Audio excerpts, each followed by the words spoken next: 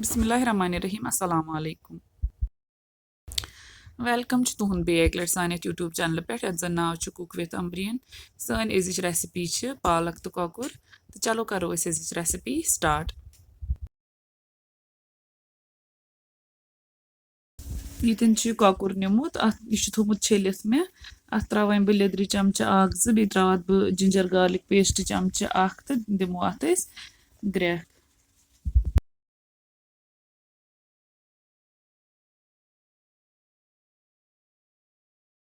ये chicken one ग्रेकान one थो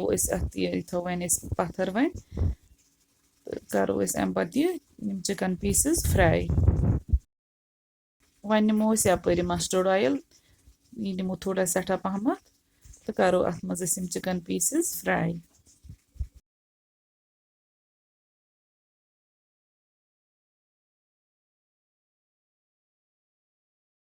ये गई चिकन पीसेस फ्राई तो यम कड़ो वन प्लेटस पे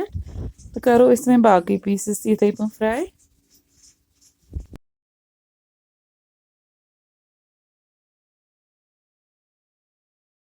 चिकन फ्राई करने पत नी मे यपर पालक अत मे थोमुत फुकर दित तो थोमुत मे चिड़ित असल पे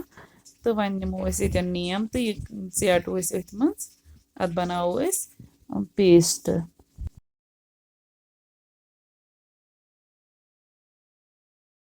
वन नो यपर सुई तेल ये मज कॉकुर फ्राई कोर तो अत मज त्रो यह पालक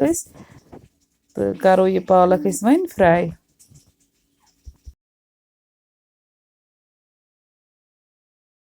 पालक यु फ्राई गि अत मज त्रो वन कह होल स्पाइसेस यह त्रो मे दालचीन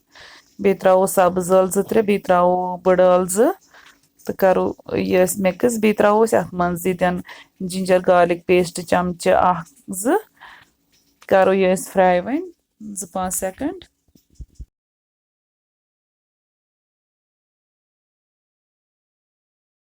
ये त्रो वन थोड़ा आब कतर तो त्रोस पे कह पाउडर्ड मसाल ये त्रोस लिद्र चमचा 1-2 तो बे त्रोस ये मर्चवांगन चमचा 2 तो बे त्रोस ये बादियान पाउडर चमचा 2 बे त्रोस नून चमचा 1 करो यह मसाल वन फ्राई 2-5 सेकंड ताम अम पे त्रो अत मज फ्राई कोर्मुत यह कॉकुर तो करो असल पे मिक्स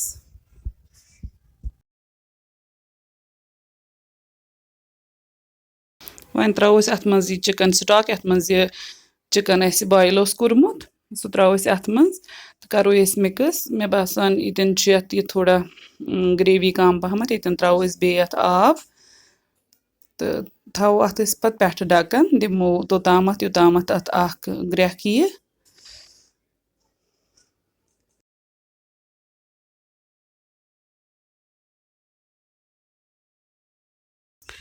ग्रेख इन पे तुलो अत ढक्कन थोद तो थो इथे पे हाई फ्लेमस पे तोताम योताम ग्रेवी रिड्यूस ग ताकि चिकन ग सॉफ्ट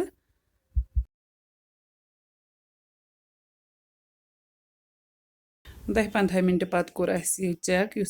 ग्रेवी यह गमज रिड्यूस यह बिल्कुल रेडी गोमुत वन करो सर्व